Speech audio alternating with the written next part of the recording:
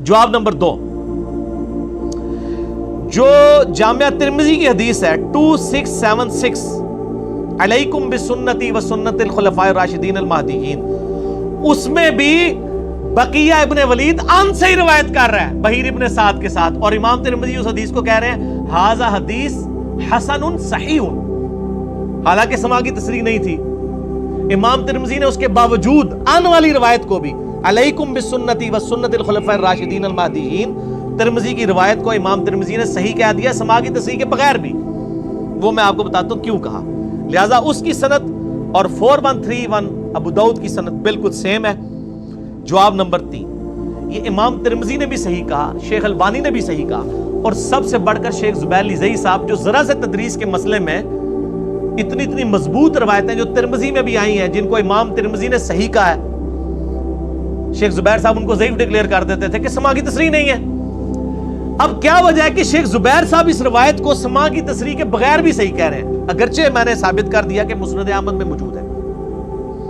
اس کی میں آپ کو ریزن بتاتا ہوں۔ 2012 کی بات ہے، جب یہ روایت ہم نے پہلی دفعہ پبلک میں مارکیٹ میں ان کروائی نا، تو بڑا شور کھڑا ہوا شیخ زبیر صاحب کی وفات سے 1 سال پہلے۔ اب شیخ زبیر صاحب زندہ تھے، کسی نے جرأت نہیں کی روایت پر ڈاکہ مارنے کی۔ ظاہر ہے البانی بھی صحیح کہہ رہا ہے، زبیر لذیذ صاحب بھی صحیح کہہ رہے ہیں، ان کو پتا تھا شیخ زبیر صاحب ہمیں لتر پھیریں گے، انہوں نے کہا شیخ زبیر صاحب کی زندگی میں تو ہم یہ کام نہیں کر سکتے، بعد میں کریں گے۔ لیکن نجی محفلوں میں ڈسکشن شروع کر دی، تو ہمارے ایک جیلم شہر کے بھائی ہیں ماشاءاللہ، سوشل میڈیا کے اوپر بڑا اچھا کام کر رہے ہیں، بلکہ ہمارے جو فرحان بھائی ہیں یہ بھی انہی کا تحفہ ہے، کاشف نیئر نے ہی انٹروڈیوس کرایا تھا ہمارے فرحان بھائی کو، جو ہماری ویڈیوز اپلوڈ کرتے ہیں۔ تو وہ آج کل گلف سٹیٹس میں، تو کاشف نیئر نے مجھے فون کیا 2012 میں، مجھے یاد ہے، مجھے کہتا ہے کہ یہ جو مقدام بن مہدی کرب والی حدیث آپ نے بیان کی ہے، اس میں تو بقیہ جو وہ ان سے روایت کر رہا ہے اور سماع کی تصریح نہیں ہے، تو میں نے شیخ زبیر صاحب کو فون کر کے کہا کہ اس کی سماع کی تصریح ہمیں دکھائیں، حالانکہ مسند احمد میں موجود ہے، میں نے بتا دیا۔ شیخ زبیر صاحب نے کہا یہ سماع کی تصریح کے بغیر بھی حدیث صحیح ہے، تو مجھے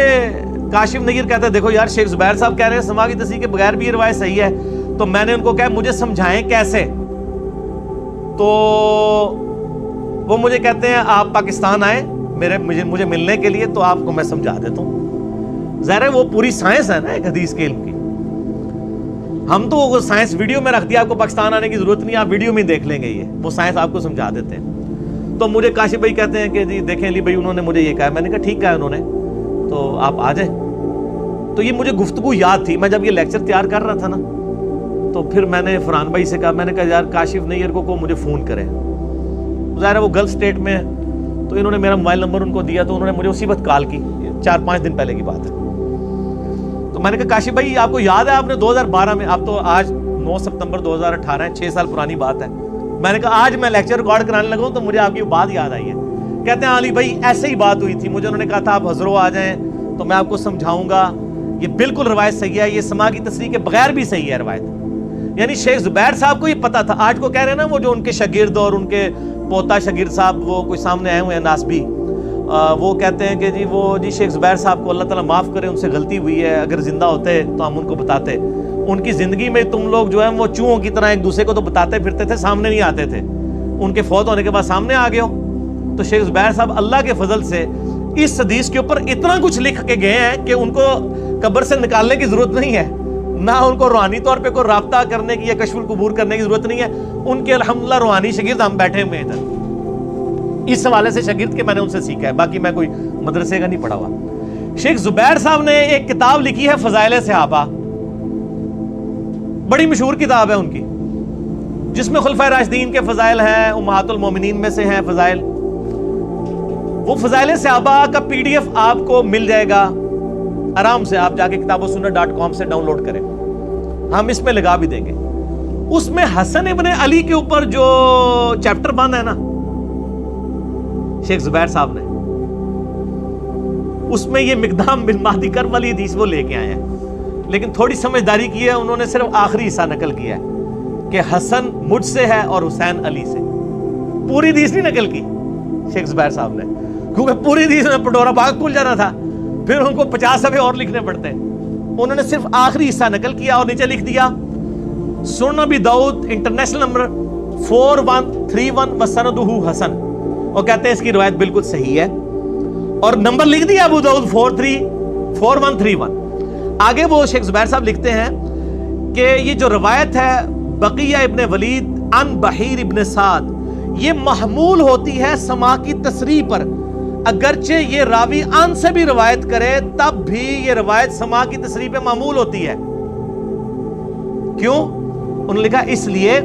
کہ جو بقیہ تھا وہ بحیر کی کتاب سے روایت کرتا تھا, لہذا سماع کی تصریح کی ضرورت ہی نہیں ہے. مثلا میں آپ کو ایک پمفلٹ لکھ کے دوں اپنے ہاتھوں سے اور اس میں نے کچھ احادیث لکھی بھی ہوں, آپ جب وہ حدیث بیان کریں گے تو آپ یہ کہیں گے کہ انجینئر محمد علی مرزا بھائی سے روایت ہے یہ حدیث, اور آپ سے کوئی پوچھے کہ کیا آپ نے خود سنا ہے تو آپ کہ میں نے سنا نہیں ہے, اسی لیے تو میں حدثنا نہیں کہہ رہا ہوں, میں ان کہہ رہا ہوں, ان سے روایت ہے. جس طرح ہم بھی صحابہ کہتے ہیں ان ابی ہریرہ, تو میں حضرت ابو ہریرہ تک تو سند نہیں پہنچا رہا ہوتا نا, لیکن مجھے پتا ہے ابو ہریرہ ٹھیک ہے اور میں بھی تدلیس ہی کر رہا ہوتا ہوں, ہم سارے تدلیس ہی کر رہے ہوتے ہیں. ان ابی ہریرہ بیچ میں کوئی سند تو نہیں بیان کر رہے, وہ تو میں کہتے ہیں بخاری میں جائیں وہاں سے سند ملے گی. تو آپ کہیں گے کہ علی بھائی سے میں نے خود تو نہیں سنا, لیکن انہوں نے جو پمفلٹ لکھ کے دیا تھا اس میں انہوں نے روایت لکھی ہوئی ہے, تو سند پوری ہو گئی. اسی طریقے سے بحیر ابن سعد کی کتاب تھی جس میں پوری سندیں موجود تھیں. بحیر ابن سعد اگر اپنی سند سے کوئی حدیث اپنے شاگرد بقیہ کو دے لکھ کے, اب وہ خود اس کے سامنے تلاوت نہ کرے اس کی, اس کو کہے بیٹا یہ میری کتاب ہے, میری سند اوپر تک ہے, اور وہ خود ثقہ راوی ہے, ظاہر اہل سنت کا امام ہے. اب بقیہ کتنا ایماندار شخص تھا, اس نے یہ نہیں کہا کہ میں نے اپنے استاد بحیر سے سنی, وہ کہتا تھا ان بحیر ابن سعد, بحیر ابن سعد سے میں روایت کر رہا ہوں, اس کی کتاب تھی. اور یہ محدثین کا پیٹ رول ہے کہ اگر ایک محدث کے پاس دوسرے محدث کی کتاب ہو تو اس کو حدثنا کہنے کی ضرورت نہیں ہے, وہ ان سے بھی روایت کر رہا ہے نا, تو وہ سماع کی تصریح کیا, وہ ریٹن ہے, تصریح سے بھی اگلی چیز ہے, اس کے پاس کتاب ہوتی تھی. اور یہ شیخ زبیر صاحب نے فضائل صحابہ میں لکھ دیا کہ چاہے بقیہ ان سے بھی روایت کرے بحیر سے, وہ سماع پر محمول ہوتی ہے کیونکہ اس کے پاس وہ کتاب تھی. پھر ساتھ شیخ زبیر صاحب لکھتے ہیں کہ میری کتاب جو ہے ابن حجر اسقلانی کی کتاب ہے طبقات المدلسین, مدلس کے اوپر جو مدلسین کے 5 طبقات کے اوپر کتاب لکھی ہے نا, اس کی تحقیق لکھی ہے شیخ زبیر صاحب نے عربی میں, وہ عربی میں کتاب تھی ابن حجر اسقلانی کی. تو شیخ زبیر صاحب نے لکھا ہے میری کتاب الفتح المبین فی تحقیق طبقات المدلسین, وہ کتاب میری دیکھیں, اس میں صفحہ نمبر 69 پہ چلے جائیں, میں نے بقیہ کے بارے میں پوری تفصیلات لکھی ہوئی ہیں. اور شیخ زبیر صاحب ان کا ہار پہ جا کے گئے ہوئے اس روایت ہوتے, اور اللہ کی وجہ سے ہم اس کا PDF بھی لگا دیں گے طبقات المدلسین کا. طبقات المدلسین میں شیخ زبیر صاحب نے کیا لکھا بقیہ کے بارے میں, یہ ہے PDF JPG آپ کے سامنے ہے HD سکرین پہ انشاءاللہ. چوتھے طبقے میں جو مدلسین کے پہلا راوی ہے بقیہ ابن ولید الحمصی, حمص شام کا رہنے والا تھا. وہ لکھتے ہیں مشہور محدث ہے اور مسلم شریف میں بھی اس کی ایک حدیث موجود ہے. شیخ زبیر صاحب نے تو صرف لکھا تھا نا, یہ شیخ زبیر صاحب نے لکھا, یہ ابن حجر اسقلانی نے لکھا ہوا ہے. ہم نے وہ حدیث کا نمبر بھی بتا دیا ہے 3514 3515. لیکن وہ کثرت سے تدلیس کرتا تھا ضعیف اور مجہول راویوں سے, لیکن ائمہ اہل حدیث نے اس کی صفات بھی بیان کی ہیں. وہ جو صفات بیان کی ہیں عبداللہ ابن مبارک سے 43 نمبر اور 80 نمبر امام فزاری سے, میں نے مسلم شریف سے آپ کو دکھا دیا کہ اماموں نے اس کی توثیق کی ہوئی ہے. اس کے بعد شیخ زبیر صاحب لکھتے ہیں کہ امام نسائی بھی اسے ثقہ مانتے ہیں, 197 ہجری میں وہ فوت ہوا ہے, اور وہ حسن الحدیث صدوق راوی ہے. اگر وہ سماع کی تصریح کر دے اس سے تدلیس سے تسویہ ثابت نہیں ہے, اور اس کی تفصیل کے لیے آپ شیخ البانی کا جو احادیث ضعیفہ ہے اس کو آپ دیکھ لیں. ٹھیک ہو گیا جی. وہ کہتے ہیں یہ جو تدلیس سے تسویہ کا الزام لگا رہے ہو یہ کوئی ثابت نہیں ہے, وہ ناسبی لگا رہا ہے نا. وہ کہتے ہیں یہ الزام ثابت ہی نہیں, اور شیخ البانی نے بھی پوری بحث کی ہوئی ہے سلسلہ احادیث ضعیفہ کے اندر کہ یہ تدلیس تسویہ کا الزام ان کے اوپر جھوٹا ہے. اور روایت جو ہے بقی ان بحیر ابن سعد وہ صحیح ہوتی ہے. اس میں انہوں نے اسپیشل لکھ دیا ہے, اور کوئی بقیہ کے کسی استاد کا ذکر نہیں کیا. انہوں نے لکھا ہے کہ بقیہ کی روایت بحیر ابن سعد سے اگر ہو تو وہ سماع کی تصریح کے اوپر محمول ہوتی ہے. یہ سارے JPGs انشاءاللہ اللہ کے فضل سے ہم لگا دیں گے تاکہ اس کے بعد کسی کو کوئی گنجائش نہ رہے. اللہ تعالیٰ کی کروڑوں رحمتیں ہوں شیخ زبیر علی زئی رحمہ اللہ تعالیٰ پر. اگرچہ وہ دنیا میں موجود نہیں ہیں لیکن ان کے نام پہ جو دھوکے دے رہے ہیں امت کو, ان دھوکوں کا علاج وہ اپنے مرنے سے پہلے کر کے گئے ہیں. جو انہوں نے چھپائے ہوئے تھے انشاءاللہ یہ HD ریکارڈنگ میں آئیں گے. اور اس قسم کے جو لوگ اہل بیت کے خلاف کلپ چڑھا رہے ہیں, میں ہر کلپ کا جواب اس لیے ضروری نہیں سمجھتا, وہ اتنی شڑولیں ہوتی ہیں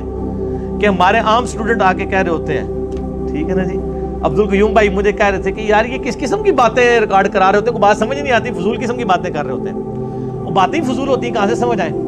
تو بہرحال میں نے ایک نمونے کے طور پہ یہ جواب ریکارڈ کروا دیا ہے تاکہ جن لوگوں کے لیے یہ ہمارا کلپ انشاءاللہ اپلوڈ ہوگا, امام حسن علیہ السلام کا قاتل کون,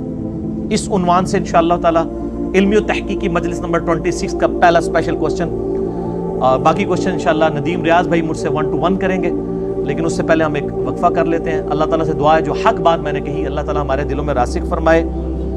اگر جذبات میں میرے منہ سے کوئی غلط بات نکل گئی تو اللہ تعالیٰ ہمارے دلوں سے معاف کر دے, ہمیں کتاب و سنت کی تعلیمات پر عمل کر کے دوسرے بھائیوں تک پہنچانے کی توفیق عطا فرمائے. سبحانک اللہم و بحمدک اشہد ان لا الہ الا انت استغفرک و اتوب الیک وما علینا الا البلاغ المبین. جزاکم اللہ خیرا.